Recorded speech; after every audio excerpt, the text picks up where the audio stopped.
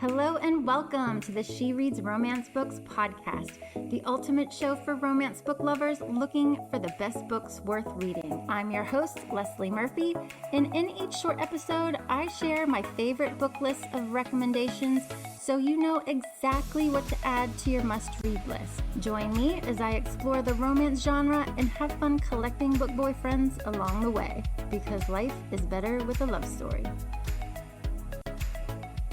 Okay, hello readers. Welcome to the She Reads Romance Books podcast, where today I get to talk with an author who has been on my favorite romance author list for years, I think. It's definitely been years. So I'm super excited to have her on the show to talk about her new release, Twisted Knight, that is out now. So welcome to the show, Kay Bromberg. Thank you for having me. And you can call me Kristy. I answer anything with a K, so we're good. Awesome. Well, you have been super busy. You already had Out of Control published in August. Now you have Twisted Knight in September. Plus, exciting news that the Sharp Brothers series, which I freaking loved, is going to be out in bookstores next year. That's huge. Congrats. Yes. The Sharp Brothers and then the Kincaid sisters with my Play Hard series will be out too. So, yes. Oh my goodness. Those are probably two of my favorite series that you have written. But today it's going to be all about this new enemies to lovers sort of office romance. So for those readers who haven't yet had a chance to pick up Twisted Knight, can you give us a little start and tell us what it's all about? Yes, this is a complicated, twisty, steamy, romantic, kind of a little bit of everything. My agent calls it Succession meets like the Murdoch family, like in the Carolinas. We have a hero who has a history that no one really understands or knows yet, and he comes back to town, although they don't really know he's ever from town. Comes back to town to exact revenge on one of like the town royalty at the families in that town, and happens to fall in love with his sister in the middle of his revenge plotting. So it's he plans to use her to his advantage, and then realizes, oh crap, like I really like her, even though he won't admit it. So then we go from there. It is a 3-book series. I'm going to say that because a lot of people are like, I'm not being upfront about that. It's a 3-book series. It's an old school trilogy. So 3 books, same characters. So does that mean cliffhangers? Most likely it's me. So that was going to be one of my questions, because I'm like, excuse me, you left us on a big like cliffhanger. Yes. That was a fun one. It was. But so we talked right at the beginning that you had your billionaire series and your sports romance series. So this one's a little different. What sort of sparked this storyline for you? Honestly, an editor came forward to me and said, I want someone to write like an old school Sylvia Day Crossfire series. And so we worked, and she asked if I would write it. And so then we worked for like 5 or 6 months on developing an outline and what would work and not work. And then once it was approved, then I kind of just went with it. But it was fun. I like books of the same character because I can really like dig into the details and make you love and hate them and everything in between. So for me, it was fun. And then like there's so many plot lines. I'm like, oh my God, how am I going to remember this plot for the next one? But I just finished the second one. So I was, newsflash, I was able to remember. Nice. But no, it's fun to write characters that you don't like, but that you love, like that's the fun part to me, and to dig into like backstories and all of the things that make them tick. Like that's to me fun. I'd love to be in love with my characters, and sometimes with standalones, you don't get that. Yes, that's So true. for me, yeah. You don't dive that deep that you get with the trilogy. Well, I love how you say that you like to write strong heroines and damaged heroes. So you totally speak my language when it comes to your character development. What is it about that combo that you think just works? I'd like to have someone that's redeemable. And to me, that's fun to get to dig into that and to redeem somebody. And men especially, because, they never want to be vulnerable, but then there's one thing that you can hit on them that like makes them fold. And then of course it's the heroine who makes that happen. But I also like, as far as females are very hard to write because women are not forgiving of other females. So, if she's too strong, then she's a bitch and she doesn't deserve, if she's too weak, then she doesn't need a man to make her whole. So for me, women are the tricky, like men are the fun ones to write. Women are the tricky ones because we as women are so unforgiving and like hard on other women. Yeah. Me included, I mean, we all are that, but like, think of how many romance books you read where the guy is a complete jerk or cheats. And then we're like, oh my God, but he's so awesome. Like, Yeah, real life side, you'd be like, "Oh, come on." yeah, in real life. Yeah. Yeah. Have you gotten a lot of feedback then from your past books about, the heroines or the heroes and why they stuck with you? Like, do you hear that feedback a lot that you're like, "Oh my gosh." Yeah, I do. I'm one of those authors who reads reviews, good, bad, or ugly. And sometimes that messes with you. But I also feel like I can learn from them. Like I think that part of the problem is I write in first person present tense. So you are in the heroine or the hero's head. And there is a lot of conversation that everyone had. Well, I have it. I just learned recently not everyone has conversation in their own head, but I do. So as a reader, you're reading these characters' thoughts. And when you think, you question things, so people will be like, oh my God, she was so wishy-washy. But you only think that because you read her thoughts. It's not what she said outwardly. Right. So I think that's like, there's this line that sometimes people don't realize, like, oh, wait a minute, those were all internal thoughts for her. But Right. she really was strong outwardly to this guy. So for me, it's just that women are just fickle. And Mhm. I'm one. I mean, I'm one. So writing them is even more complicated, I think, because we have to make them not a doormat, but not like, rough. Yeah. So Yeah. Let's talk about the hero first. yeah, I just talked in circles there. Sorry. No, no, no. Let's talk about our hero first of Twist Okay. Night. So Holden, Yes. right? Oh my gosh. So why is he going to be reader's next favorite book boyfriend, you think? Hmm. Let's count the Well, weight. all the oxen free is all I'm going to say. Because he wants to be good as much as he's not, and he's not like bad, but he is. I mean, he's there to exact revenge on something that truly affected his family and his life course, and he's that kind of hero that's doing it for his family and for the name of somebody. But then you see glimpses of like the real person and who's not on, this revenge guy. And that was one of the big things that the publisher, they were like, okay, nothing really illegal, no cops, no murder. And I was like, damn. But there is a goodness to him that you see, that you want to see. And so that allows you to, like, in those moments when you don't like him, to be like, okay, I know it's there. I know it's there. So, Right. And so without giving any spoilers to his reason Mhm. for revenge, I would say that it's really worth it, even though he can be kind of a Yeah. asshole at times. Yeah. Yeah. Yeah. Yeah. I mean, there has to be a good reason why. So yeah, I think Yes. it is For there. sure. And you see glimpses of it, so you know why. Yes. So the heroine then of the story, Rowan, yes. Yeah.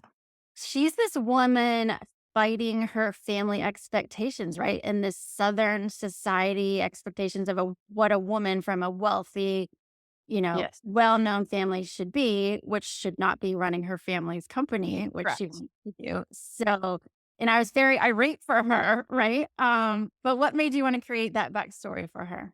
I think as a female, we fight these stereotypes all the time. We don't have to be from the South, but like, I'm a mom, I work full time, like, and it's always like, well, but you're the one in charge of the birthday parties and the homework and the this and the that. And I'm always like, sorry, husband, but my husband, like, oh my God, I'm so tired. I have no time for myself. And I'm just like, seriously. Right. So I think that women have all these parameters on them, even when they don't. Mm-hmm. And so for her, I just made them a little more pronounced. Like, for me, putting her in the South made it more easily for those to be there and blaring. Mm-hmm. And, determination and drive is never a bad thing. But in that society, it's the bad thing if it's not for what they want. Yes. Yes. And I was surprised and liked that her grandmother, which you would think, so, like Yes. an older generation, would not, be supportive of her dreams. But I'm glad she at least had There's always that one family member who pushes you, for sure. conveniently for me writing a book. Yes. So this, like we said, is an enemies to lovers story and like office romance. So do you love enemies to lovers as much as I Yes. will? Yeah. You're To like, me, it's as an fantastic. author, it's super. There's like 3 tropes I really like. Enemies to lover, because there's so much tension to pull off of. And Yes. the almost kisses and those moments of like, I love you, but I hate you, but God, I want you. Like, those are so much fun for me to write. I love second chance because I don't have to create this world where to explain their attraction. Mm, Like, mhm. if they hop into bed in like chapter 4, like there's a connection there. I don't have to be like, oh, of course, because that would be her fault that they did it. She's the slut. So I don't have to explain that. And then I love fake dating. So Oh, yes. I think you named my top yeah. ones too. But I would think it's hard to like get that banter and chemistry for enemies to lovers like just right. But that's the fun part for you. Yeah, it's fun. I do find that when I first started writing, God, 11 years ago, making him an asshole was much easier. And now that I'm older and I'm thinking, dude, I would kick you to the curb in a second. What? It's a little bit harder. So sometimes I have to have someone read it and go, okay, you're making him too soft. Like, let's go. Let's like, he needs to be an asshole right here. So that you have those two, like, and then you have an editor be like, oh, but we need to like him. I'm like, I don't want to like him right now. So Right. Yeah. that's the hard part for enemies to lovers, because I start to make you like him and I'm like, oh, wait, I have to hold back on that yet. Well, I'm curious. You mentioned your mom. So, like, I'm a mom of a girl and a boy. But I read a lot now with my mind being like, what would I tell my daughter if she like brought this guy home? Or like, I'm like, what would I say? Does that go through your mind at all? Like for your No, boy? it can't.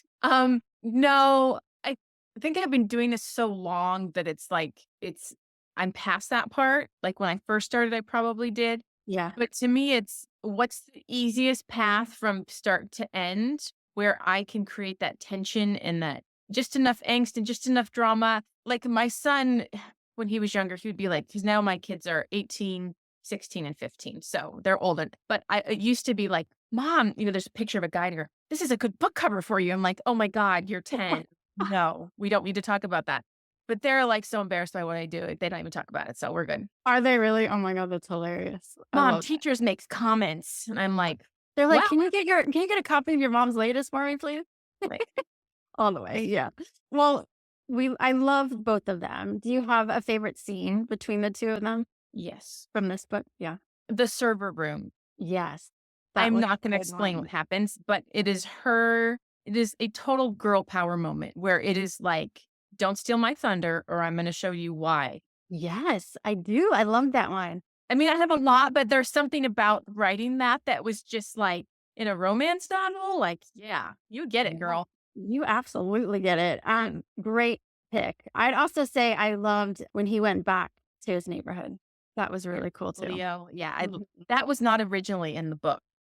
Okay. And there was something about it almost humanizes him. Mm-hmm. And for me, if you're familiar with the Driven series, I feel like if you have to write a little bit of real to make people connect. And for me, that's how I connect. Like, yeah, this is far-fetched. Yeah, this is a romance. Yeah, they're going to go on trips to Manhattan. But to me, there's that human connection. And there needs to be something that makes you go, ugh. And to me, that is him going back home.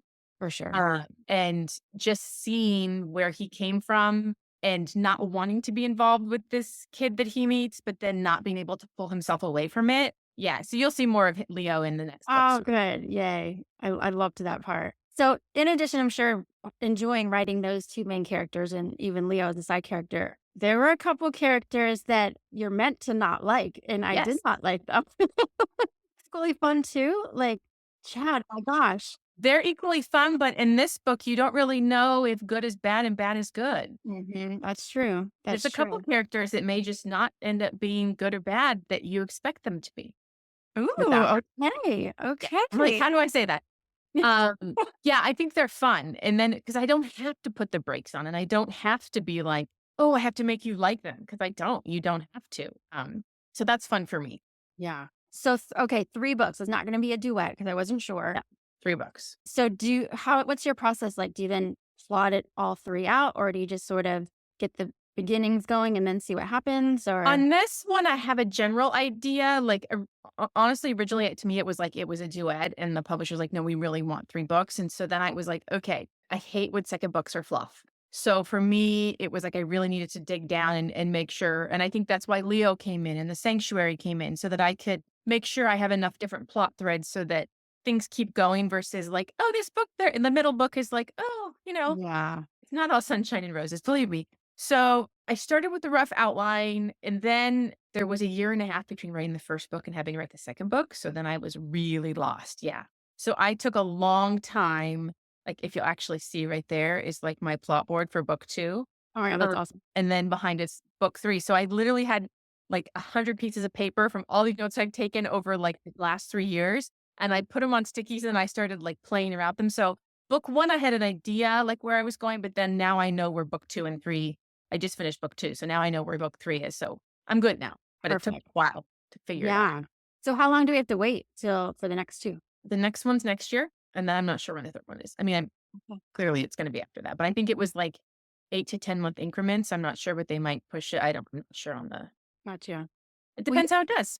yeah, you have pretty fast then publishing schedule, do you not? Like, what's your typical?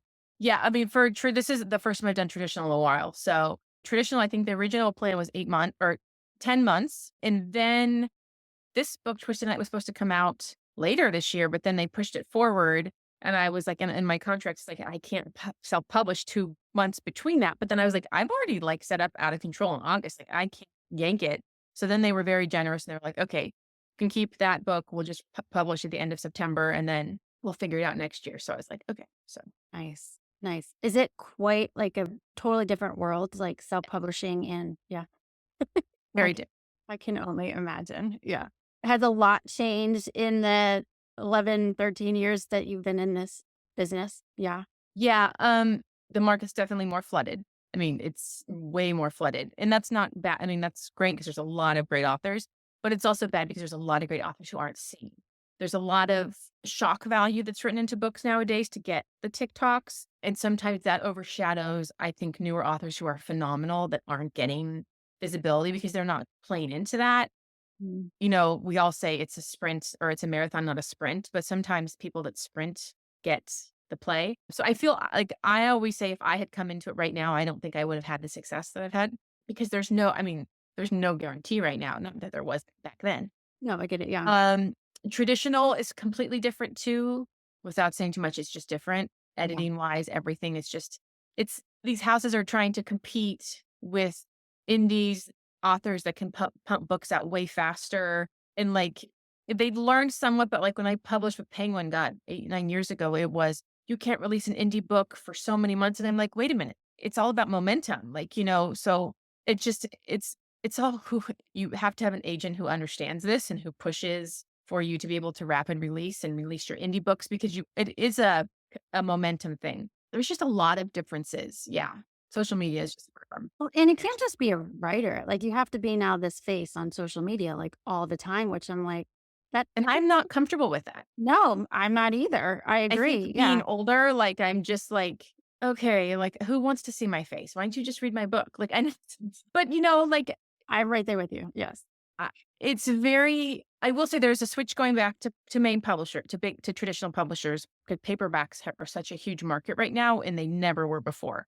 So they're a huge market with the younger crowd, but then that also plays into covers. So, now we have to have a discrete cover, a man cover, an object cover. And no matter what you A do, special edition cover. That's you're all. pissing somebody off, and that's another thing coming into it. Like, even for me, like who's been doing this a long time, it's stupid expensive, all these covers, and you never earn back your money.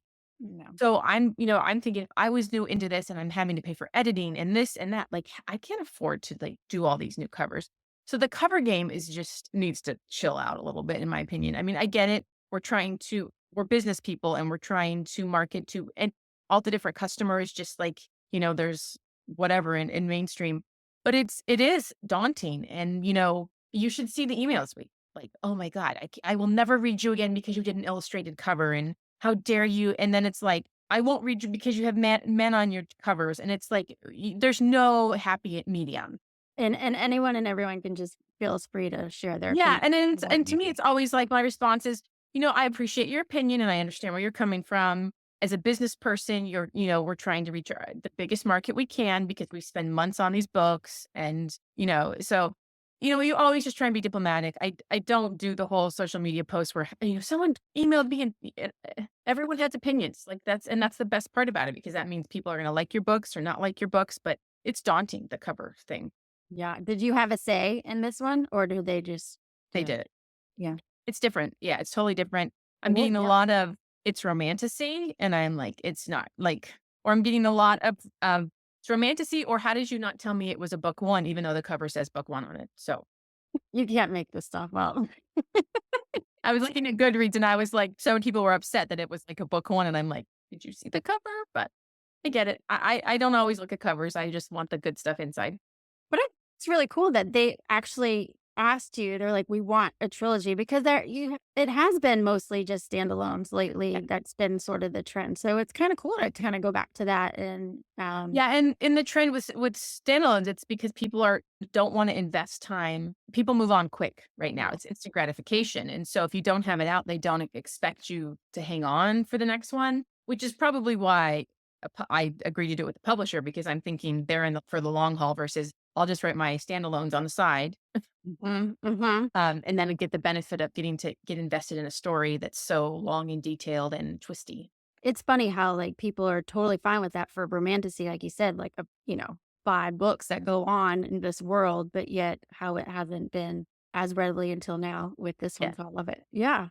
Well, what else do readers need to know about Twisted Knight so they'll go and gobble it up? It's not I hate saying this, but it's going to scare. It's not a simple read. Like it is a read that you know what's happening, but it's also you're like, okay, how is this going to factor in? And how is that going to factor in? What does this mean? Because I've tried really hard to drop clues, but not give things away. And then because once it's published, I can't go back and change it. Right. So I have to make sure I have enough threads in there. So in case I paint myself in a plot corner somewhere, I can get out of it. Yeah. That's always the daunting when you are with the publisher. People like, oh crap, I can't go back and be like, oh, let me just change this word right here and republish. Right. I think it's a story for people who want to think, but like their romance. And there is steam, like it is open door. Yep. Server room. Yeah, it is open door, definitely explicit, just in how I normally write. Nothing shock value. I'm not a shock value person. Every sex scene has to have a purpose to me. So leave that as you will. I don't know. I'm just in love with these characters, and it's so hard lately to like feel that way because we write so fast. So I'm excited to be with these characters for so long, and like even like my time between book 2 and book 3, I can think of things and how can I twist this a little more. And I actually had for book 2, like, so I wasn't going to have a twist, but now there's a twist because I got time in between versus normally I'm writing a book in a month and I'm publishing it fast. So yeah. And I would say too that there's this sort of like suspense angle to it. Like just as the characters are kind of wondering who to trust, what should my next move be? You're kind of feeling there's that subtle underlying like, what's going to happen? Yeah. So it definitely keeps you on the edge of your seat. And then at the end, you're like, okay, book 2, I'm ready. Yeah. You're like, what did she just say? That just happened. I know. Yeah. Like, oh, don't do it. No. Well, I'd love to ask you a few more questions if you have the time about, of course, Kristy as the reader, but can you tell people where they can find you online so that we can stay in the know when it comes out? Yes, I can be found anywhere and everywhere, like everybody nowadays. kbromberg.com is my website. Amazon. Most of my books are in Kindle Unlimited. This one clearly is not because it's with the publisher. TikTok and Instagram at kbromberg is my handle. Twitter, X, whatever is kbromberg driven. Pretty much anywhere and everywhere. And there you have it, folks. It was so lovely chatting with Kristy about her new romance book release, Twisted Knight. If you have not read it yet, definitely go pick up a copy and fall in love with these characters and the enemies to lovers romance. And if you would like to hear more from Kristy and to learn more about why she loves reading romance, her favorite books and book boyfriends, then definitely head on over to join the She Reads Romance Books book club. All book club members get exclusive access to this full interview through video, which you can find in the book club memberships, along with the opportunity to join us in book club every month to talk about our book club selection, to also join in our author Q&A chats with the author of our book of the month, which are just fabulous, getting to chat with these authors on Zoom, and so much more. So go to shereadsromancebooks.com/book club and join today. Thanks so much for tuning in, and as always, happy reading, because life is better with a love story. That's all for this episode of the She Reads Romance Books podcast. I hope you enjoyed it and found some new books to add to your TBR list. If you did, please subscribe, rate, and review the show on your favorite podcast app. It really helps me reach more romance book lovers like you, and I appreciate your support. If you're a book boyfriend collector like me, then you'll want to join my email list so you never miss a podcast episode or a new book list. Just visit shereadsromancebooks.com/join and sign up today. As a thank you, I'll instantly send you my list of top 10 book boyfriends that will make you swoon. Trust me, you don't want to miss this list. Thank you for listening, and until next time, happy reading.